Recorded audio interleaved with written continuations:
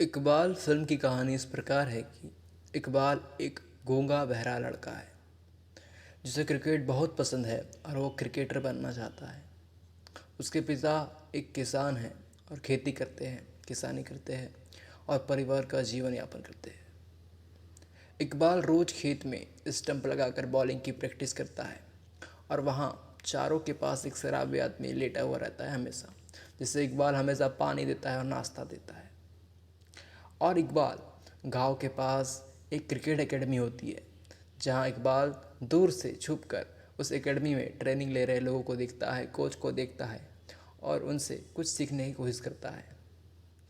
एक दिन इकबाल की बहन उस क्रिकेट एकेडमी के कोच को इकबाल के बारे में बताती है, जिसके बाद इकबाल को वो क्रिकेट एकेडमी का कोच बुलाता है, उसकी बॉलिंग देखता है और उसकी बॉलिंग से प्रभावित होता है और उसे क्रिकेट एकेडमी आने को कहता है। इसके बाद इकबाल रोज़ सुबह उठकर शारीरिक व्यायाम करता है, रनिंग करता है और क्रिकेट एकेडमी जाता है जहां वो बॉलिंग की ट्रेनिंग लेता है क्रिकेट एकेडमी के कोच से।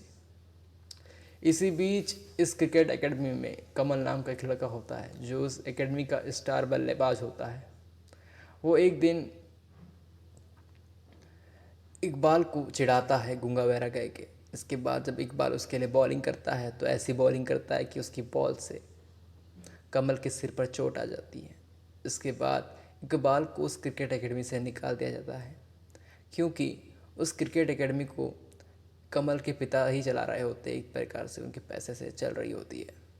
इसके बाद इकबाल बहुत रोता है, परेशान होता है, डरता है, ये अपना व्यथित हो जाता है, क्योंकि उसे उसका सपना पूरा होते हुए नहीं दिख रहा होता है, क्योंकि उसे क्रिकेट एकेडमी से निकाल दिया जाता है। इसी रात को वो कुछ क्रिकेटर्स की फ़ोटो चला रहा होता है, जैसे उसने संभाल के रखी होती है। उसी में एक ग्रुप फ़ोटो होता है जिसमें वो शराबी आदमी को दिखता है जो चारों के पास लेटा रहता था। इसके बाद वो अगले दिन खेत जाता है और उस चारों के पास जाकर उस शराबी आदमी को वो फ़ोटोग्राफ दिखाता है और पूछता है इशारों में कि ये क्या जो फ़ोटोग्राफ में दिख रहा है वो क्या तुम ही हो। तब वो शराबी पहले उसे मना करता है, लेकिन बाद में मान जाता है कि वो आदमी वही है। फिर इकबाल उस शराबी से इशारों इशारों में कहता है कि उसे वो बॉलिंग की प्रैक्टिस कराए। पर शराबी उसे मना करता है, लेकिन इकबाल हार नहीं मानता। इकबाल हर रोज़ उसके पास आता है, उससे इशारों में कहता है कि उसे वो बॉलिंग की ट्रेनिंग दे। अंततः वो शराबी आदमी मान जाता है और इकबाल को बॉलिंग की ट्रेनिंग देना शुरू कर देता है। कभी कभी वो शराब पीता है तो उसका इकबाल उसको विरोध करता है, उसे रोकता है ताकि वो शराब ना पिए, नशे में ना आ जाए, बल्कि उसे अच्छी ट्रेनिंग दे। एक बार जब उस शराबी आदमी की तबीयत बिगड़ती है तो इकबाल उसे डॉक्टर के पास ले जाता है। धीरे धीरे दोनों के बीच अच्छा बॉन्ड, अच्छा गहरा रिश्ता, संबंध बन जाते हैं। फिर समय आता है रणजी का, रणजी टीम सिलेक्शन का। तब इकबाल का वो शराबी कोच इकबाल को लेकर वहाँ पहुँचता है जहाँ पर रणजी के लिए सिलेक्शन हो रहा होता है प्लेयर्स का। जहाँ जाकर वो सिलेक्टर से कहता है कि मेरे पास एक अच्छा प्लेयर है जिसका नाम इकबाल है। लेकिन सिलेक्टर्स कहते हैं, पूछते हैं कि उसने कोई इससे पहले कोई फॉर्मेट में मैच खेला है। तब बताता है कोच कि उसने कोई मैच नहीं खेला। तब उसे वो मना कर देते हैं।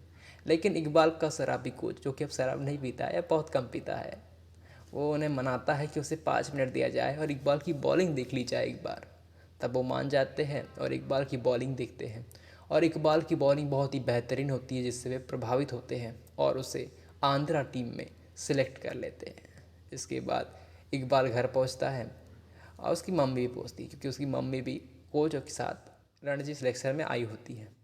तब उसके पति, जो कि इकबाल के पिता है, उन्हें पता चल जाता है कि ये लोग रणजी के लिए गए थे।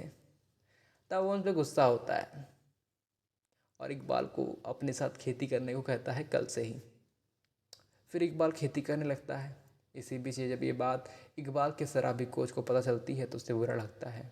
वो इकबाल के पिता से बात करता है, उन्हें समझाने की कोशिश करता है कि इकबाल को क्रिकेट खेलने दिया जाए, लेकिन वो नहीं मानते। इकबाल के पिता नहीं मानते।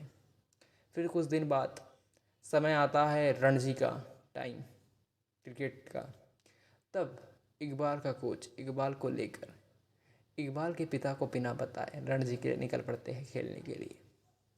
जहाँ पर इकबाल की बेहतरीन बॉलिंग होती है और बेहतरीन वो विकेट लेते ही जाता है और उसकी आंध्रा टीम अच्छा प्रदर्शन करते हुए मैच में बनी रहती है और आगे बढ़ते ही जाती है। फिर एक दिन इकबाल के पिता को इकबाल की माँ समझाती है, तो उन्हें लगता है कि वो गलत थे, वो गलत कर रहे थे, वो अपने बेटे को रोक रहे थे क्रिकेट खेलने से। उन्हें अपनी गलती का एहसास होता है। इसके बाद इकबाल के पिता और माता और उसकी छोटी बहन इकबाल से मिलने जहाँ रणजी मैच चल रहा होता है वहाँ आते हैं। इकबाल के पिता इकबाल से माफ़ी मांगते हैं और गले लगते हैं। इसके बाद सब परिवार का अच्छा संबंध बन जाते हैं पिता पुत्र के वापस से, मतलब जो दुख था क्रिकेट को लेके। इसके बाद एक दिन रात को जब इकबाल ट्रेनिंग ले रहा होता है या प्रैक्टिस कर रहा होता है बॉलिंग की, तब वहाँ पर क्रिकेट एकेडमी वाला कोच आता है और उसे 25 लाख का ऑफ़र करता है चेक, और साथ ही कहता है कि तुम कल अच्छा बॉलिंग नहीं करोगे ताकि मेरा जो कि शिष्य है उनका कमल, वो इंडियन क्रिकेट टीम में सिलेक्ट हो सके। और वो उन्हें धमकी भी देते हैं इकबाल को कि यदि तुम अच्छा खेलोगे तो मैं तुम्हें इंडियन क्रिकेट टीम में सिलेक्ट नहीं होने दूंगा और तुम्हें बर्बाद कर दूंगा। फिर अगले दिन जब फाइनल मैच होता है तब इकबाल शुरुआत में बहुत ही बुरा बॉलिंग करता है। फिर अंत में इकबाल बहुत अच्छी बॉलिंग करता है और अंततः आंध्रा टीम रणजी ट्रॉफी जीत जाती है, और वो भी इकबाल के बहुत ज़्यादा बेहतरीन प्रदर्शन के कारण बॉलिंग के। इसके बाद मैच के बाद वो क्रिकेट एकेडमी वाला कोच इकबाल को आके धमकाता है कि तुमने गलत किया, हमारे बीच सौदा हुआ था। तब इकबाल वो चेक को फाड़ देता है 25 लाख के। इसके बाद वहाँ पर एक मैनेजमेंट वाला आदमी आता है जो कि एडवर्टाइजमेंट कंपनी से रहता है संबंधित, और वो इकबाल को 50 लाख का चेक देता है। इसके कुछ देर बाद वहाँ पर कपिल देव आते हैं और इकबाल को कहते हैं कि तुम जैसे बॉलर्स की ज़रूरत है इंडियन नेशनल टीम को, क्रिकेट टीम को। इसके बाद इकबाल का सिलेक्शन हो जाता है नेशनल टीम के लिए, क्रिकेट के लिए। इस प्रकार से मूवी समाप्त होती है।